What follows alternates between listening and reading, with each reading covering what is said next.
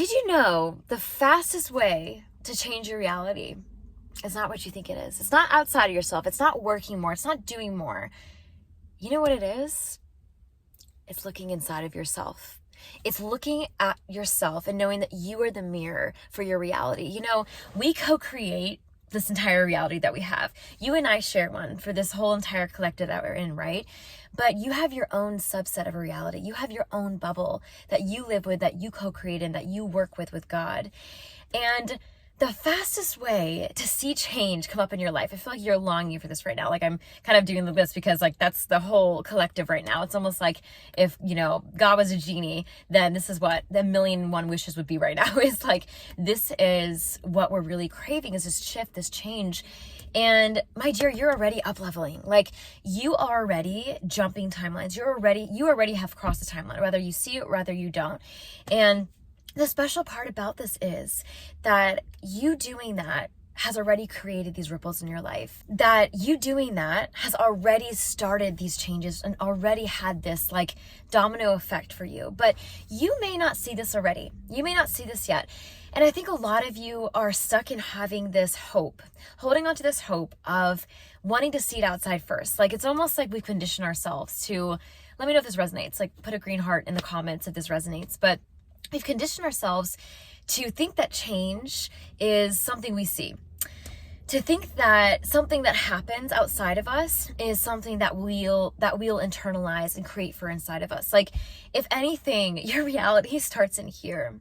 And just how you say, like, you know, everyone's a mirror, and anyone in your life that is bringing out all these different feelings in you and all these different circumstances and you're attaching to, that is a mirror for you to see what's really going on in here. You know, they say that the most upset and kind of angry people, especially online and stuff, and what people get, you know, these comments and all these different things, is that those people are the most broken. Those people are the ones that are struggling the most, and that's what they have. That's what they hold. So that's the reality that they know. That's the only thing they know, you know? So tap into the vibration that you want to be.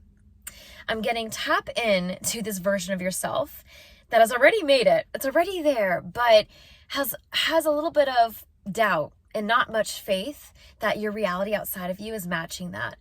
I see this almost like this like fantasy land. Like there's so much, there's like this beautiful jungly kind of energy, and it has like this like it's like enchanting energy is what I'm trying to get. Thanks, Spirit.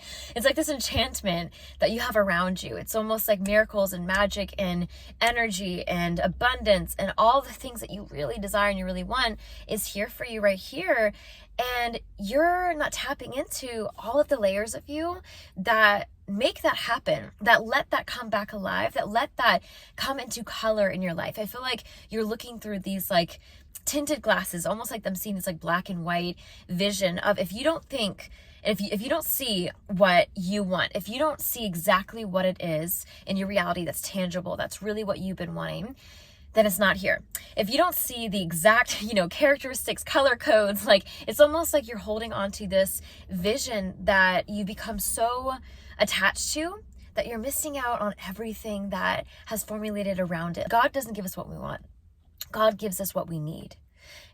Does not give us what we want like a genie, but God gives us what we need. And you are constantly co-creating with that. You are constantly the painted and the paintbrush and, you know, the potter's clay and the potter. And honestly, I think that you're holding yourself back by really being rigid in what you want showing up in your reality right now. I think what you have and culminating around you is the magic that you've been craving. It's here. Oh my gosh, I feel it so strongly for you. Like this is the reality that you have for yourself. And it's like here, and it's like someone comes over here and taps you on the shoulder like this, and you look that way. But really what's going on is over here, and all of this is really happening for you. And I think you're still focused on looking over here. You're still focused on looking at the things that aren't in your veil of vision yet, but they're on your horizon, or they're literally here, but they're like spirit. It's not materialized just yet. It's literally in your reality because you brought it here, but you need to root it down and ground it. And you know how to do that? You have to ground yourself. You have to go back within yourself. And everything is co-created from that space. Everything is co-created from that faith, from that 3D reality that you imprint in yourself. You are a physical being, right? So the idea of having that physicalness match your spiritualness, like we're actually physical beings, but we're that beingness. We are that energy, first and foremost. But we have something special that other forms of being do not. And that, honestly, my love, is your ability to tap into what you have here with your hands, with your co-creatingness, and that tangibleness that you're really craving is literally here for you in this matrix, in this reality. Every infinite possibility that you can think of is here for you. And I think you have not tapped into that child of godness in a while. I think that you've lost touch with your magic a little bit. I'm getting like you've lost touch with this enchantment. You lost touch with this enchantment. And if you don't go into nature often and really admire it, I think this is your way to get it back. If you don't sit with yourself and admire what your body does for you on a day-to-day basis without telling it what to do, I think you should sit with that. I think you should bring back that awness, that awestruckness. Like, let yourself be awestruck again by the little things, by how nature works, by how reality works, by looking up quantum physics and delving into that. You know, I think that you've lost some touch with that lusterness of life. I feel like you've been in this lackluster reality that has convinced you that things are lackluster, has convinced you that everything not showing up and materializing is because it's not showing up or materializing and you're bummed. You know, I think that there's a lot to process still, a lot to purge still, a lot to heal out of you. I think that a lot of us are being hit with health. A lot of us are being forced to look withinward. And I think that when you're forced to look within, when you're forced to look inward, you are able to see why things don't materialize on the outside. You know, they say if you're in the business world that you are a complete direct materialization of your business. Like, you are birthing a business into life and you're creating it, and your business is a reflection of you. And a lot of people have come to that conclusion. It's like, if you are not running your business properly, if your business isn't running properly, it's a reflection of you. It's a reflection of how you are creating in your reality, that creativity again. I feel like you can tap into your creativity. And as soon as I said that, I see the word creative. Wow. I love angels. And I think tapping into your creativity again is really going to help you feel like you're that painter again. Feel like you are not just the canvas waiting for that paintbrush to hit the right spots, waiting for that canvas to really go into that picture and landscape that you really want, and erasing things. But like, you know, you're literally there. You're literally the canvas and sitting there painting again. And I think that if you were an artist, that could be a good example. Whatever you're creative at, whatever you can tap into yourself again, the creative flow is the most divine flow. And that's why I say that.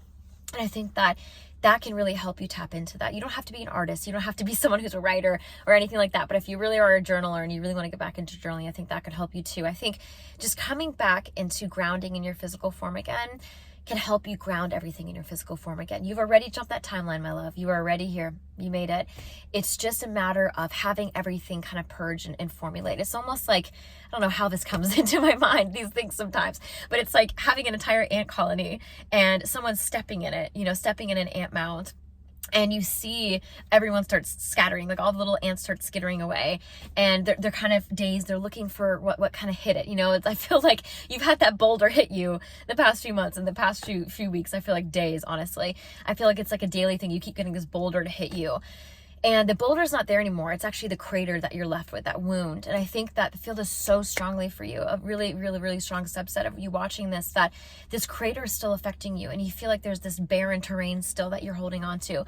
But my love, you can build around it. There's grass that grows in between.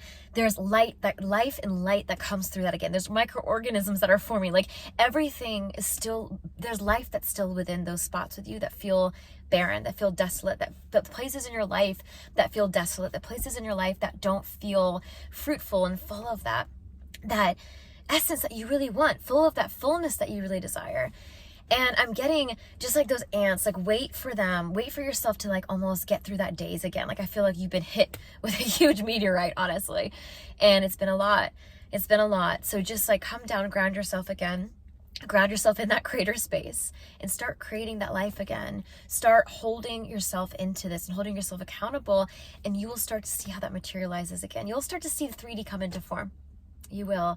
It's a matter of having faith in that. It's a matter of honoring the space you're in and not wanting to jump timelines because you've already came here. You don't have to keep jumping and hopping. I feel like there's these like almost like worker bees, like keep hopping to do different little spaces, and I feel like you're wanting to keep jumping ship, so to speak, in order to keep getting to where you wanted to go, but like you're rocking the boat doing that. You know, I think just staying on your ship, keep going. You can never miss where your destination is. Like it's the wind. Like no matter the wind, no matter the sails, you'll always end up where you're meant to be. And I feel like where you are right now is exactly where you need to be to get to where you want to be.